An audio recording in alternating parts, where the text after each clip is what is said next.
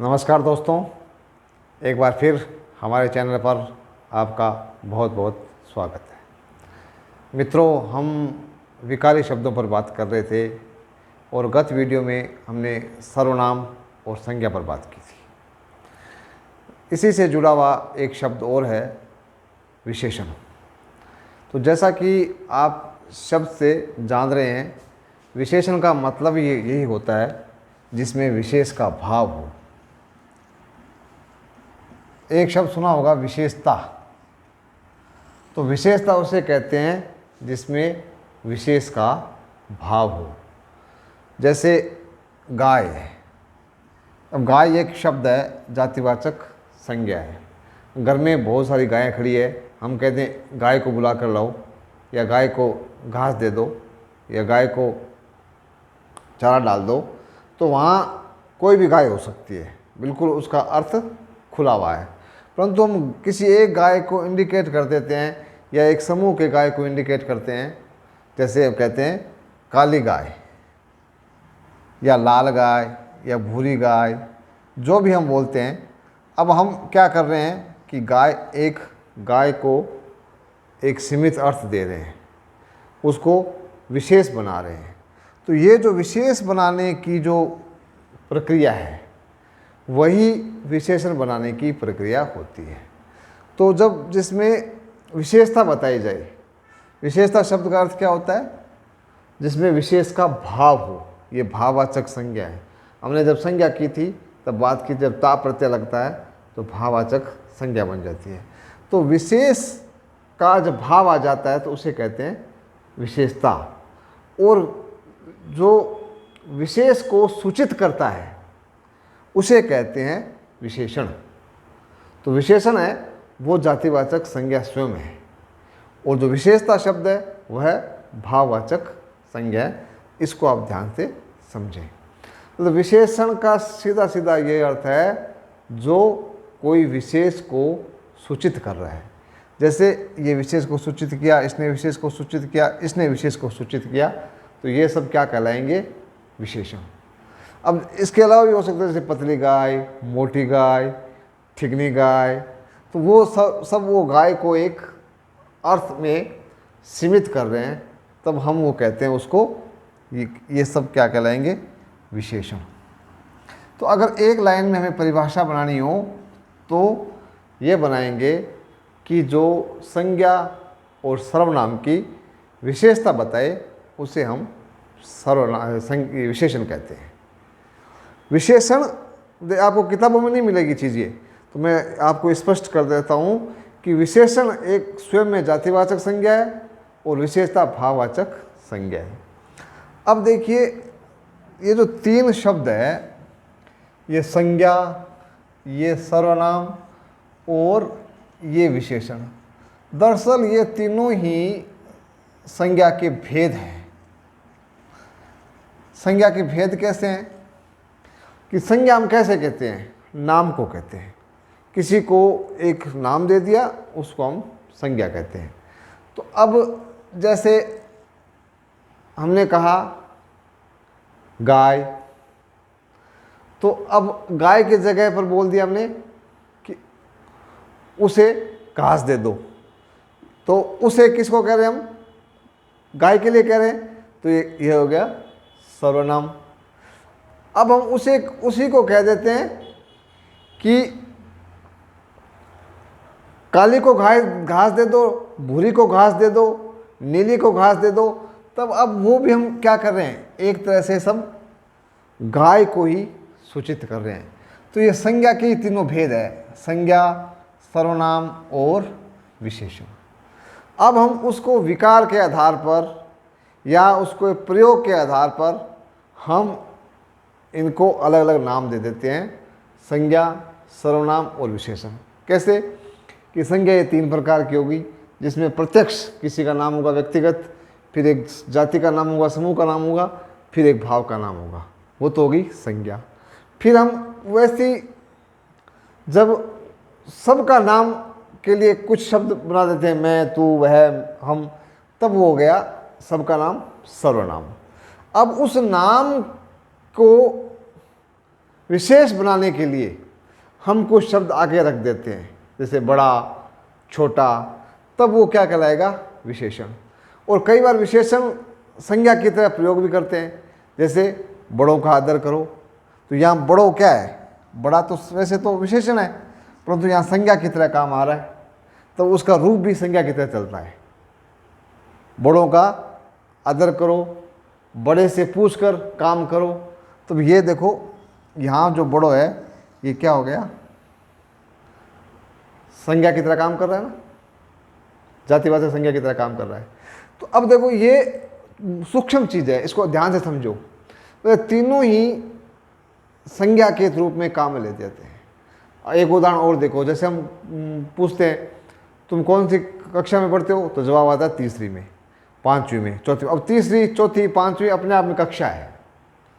अब ये उसको तीसरी कक्षा में पढ़ता हूँ ये बताने की जरूरत नहीं है, वो बोल देता है कि कौन सी जमात में पढ़ते हो? पांचवी। तो अब ये पांचवी, चौथी, तीसरी है तो विशेषण, संख्यावाची विशेषण है, परंतु यहाँ ये संज्ञा की तरह काम में आ रहे हैं। बस थोड़ा सा ये ध्यान रखना है, जब विशेषण आएगा उसके लिए संज्ञा और सर्वनाम की आवश्यकता पड़ेगी। कई बार वो संज्ञा और सर्वनाम वाक्य में छिपे हुए रहते हैं, तब हमें कन्फ्यूजन हो जाता है कि ये वास्तव में विशेषण है या ये संज्ञा है। तो जब छिपे हुए होते हैं तो आप गौर कर लेना, जैसे बड़ो, बड़ा क्या? बड़े व्यक्ति, तो बड़े महापुरुषों के लिए भी आ सकता है। तो अब ये जो विशेषण है वो संज्ञा और सर्वनाम की मांग करेगा। जैसे पांचवी, हम वो अध्यार कर लेते हैं, इसको हम ग्रहण कर लेते हैं कि यहाँ पांचवी कक्षा की बात की जा रही है।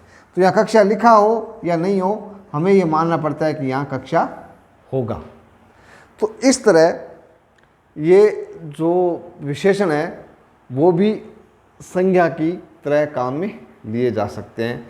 इसलिए जो सूक्ष्म रूप से हम संज्ञा के ये तीन भेद कर लेते हैं, 1, 2 और 3।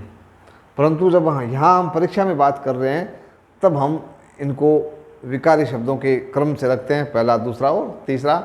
और इसके लिए आवश्यक होता है कि संज्ञा और सर्वनाम की उपस्थिति जरूरी है, चाहे प्रकट रूप में है और चाहे अप्रकट रूप में। ये जरूर है कि ये जो विशेषण है कई बार संज्ञा की तरह प्रयुक्त होते हैं और उस समय इसका रूप विधान भी संज्ञा की तरह ही चलता है। ये कुछ उदाहरण मैंने आपको बताए थे। अब हम जो बात करते हैं, ये उदाहरण देखना आप कि कैसे विशेषण का वाक्य विन्यास किया जाता है। जैसे काली गाय घास चर रही है।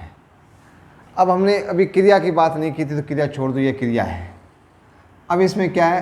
काली गाय और घास। घास संज्ञा है, जातिवाचक संज्ञा है, तो यहाँ घास का जिक्र तो है ही नहीं। अभी हमें किसका जिक्र करना है? ये गाय है। गाय कैसी है? काली है। तो कैसी का जब उत्तर आता है, कैसी का उत्तर आता है, तब ये गुणवाचक विशेषण बन जाता है।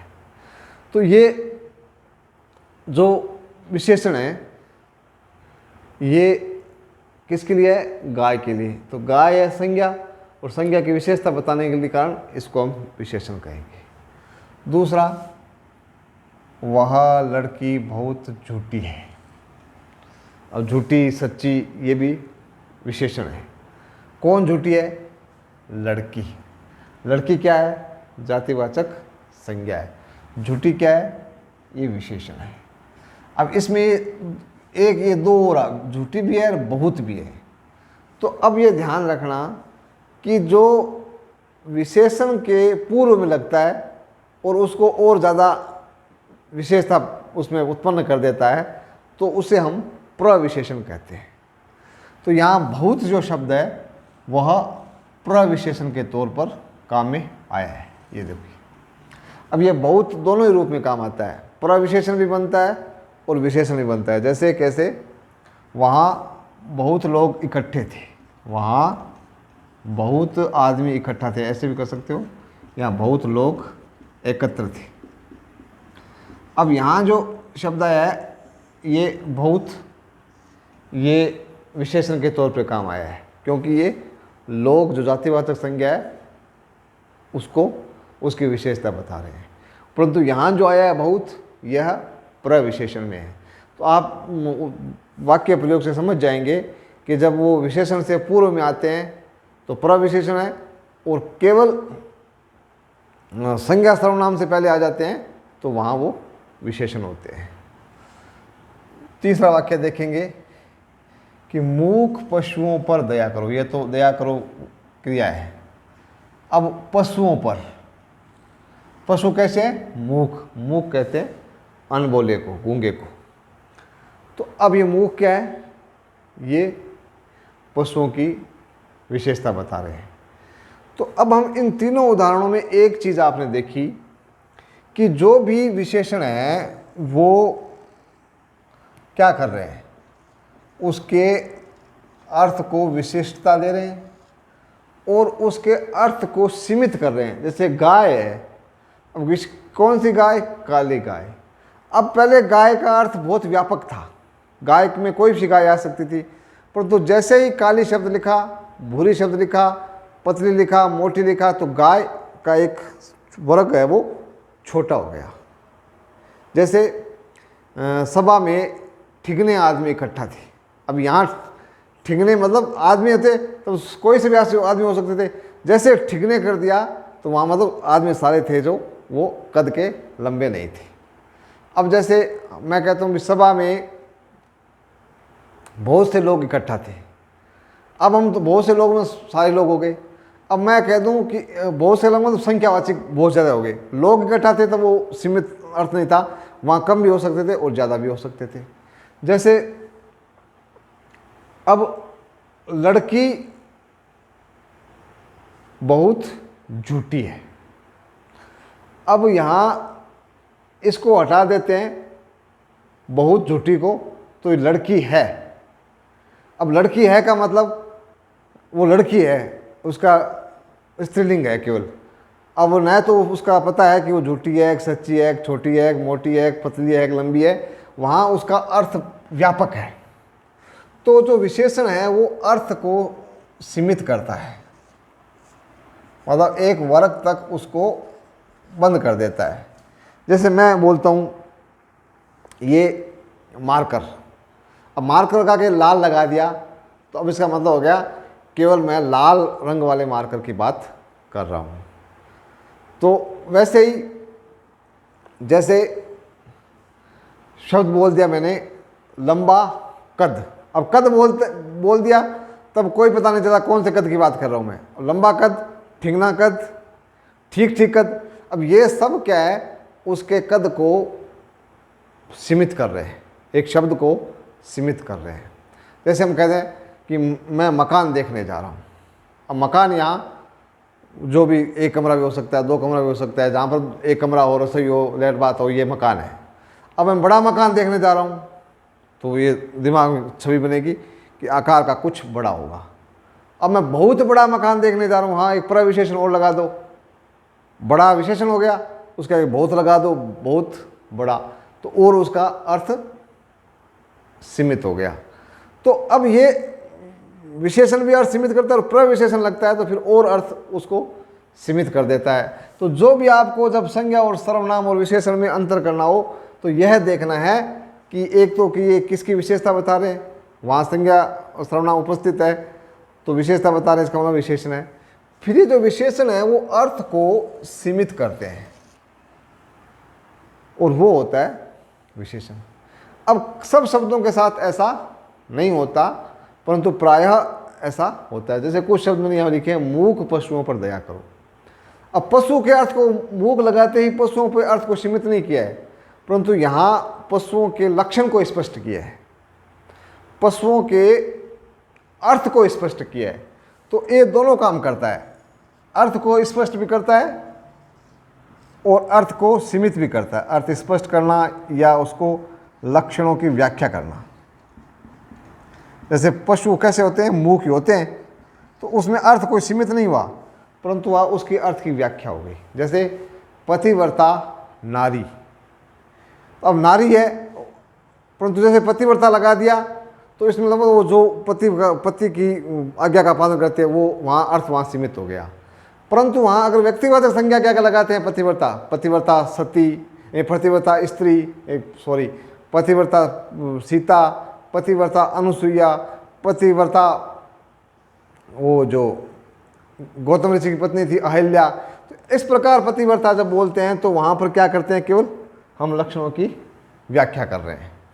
तो ये दोनों काम करते हैं जो विशेषण होते हैं, संज्ञा और सर्वनाम के अर्थ को सीमित भी करते हैं और कई जगह पर वो अर्थ को व्याख्यायित भी करते हैं। यहाँ ये अर्थ व्याख्यायित हो रहा है। अब हमें क्या गौर करना है कि जो सामान्य तौर पर जो विशेषण है वो जो संज्ञा है उसको सीमित करने का ही काम करता है। और वो सीमित कैसे कैसे करता है, हम उसके कुछ उदाहरण यहाँ समझेंगे और उसी के आधार पर जो विशेषण है उनके अलग अलग भेद बनते हैं। जैसे आप यहाँ श्वेत पट पर ध्यान रखें, जैसे संख्या। अब संख्यावाची जो विशेषण होता है, जैसे 4 आदमी, 3 आदमी या चौथाई या पाव, इस प्रकार जो संख्यावाची शब्द है उसको काम में लेते हैं। तब ये 4 घोड़े, 3 आदमी, 4 पाए, तो ये सब संख्यावाची विशेषण है। दूसरा आकार, लंबा चौड़ा, ऊंचा नीचा, ठिगना, तो ये सब जो विशेषण लगकर शब्द बनते हैं उनको भी हम ये आकार के विभाजन में रखेंगे।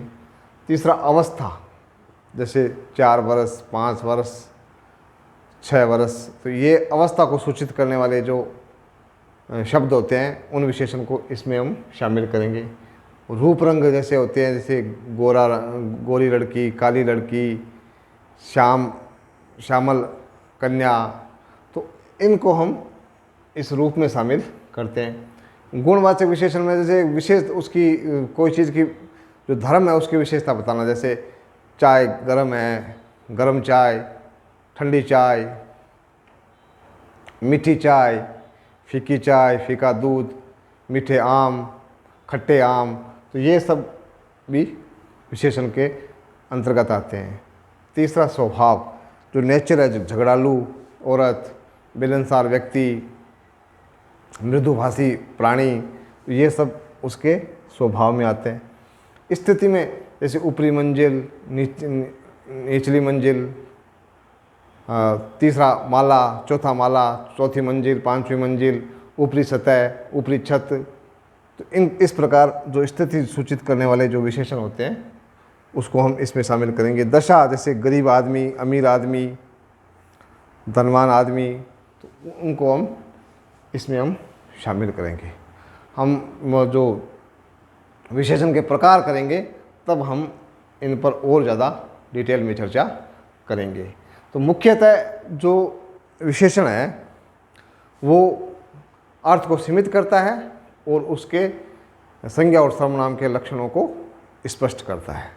अब आपने एक गौर करना आप कि यहाँ ये जो वह शब्द आया है, और वह शब्द हमने जब किया था सर्वनाम, उसमें वह को हमने किस में रखा था, ये निश्चयवाचक सर्वनाम में रखा था।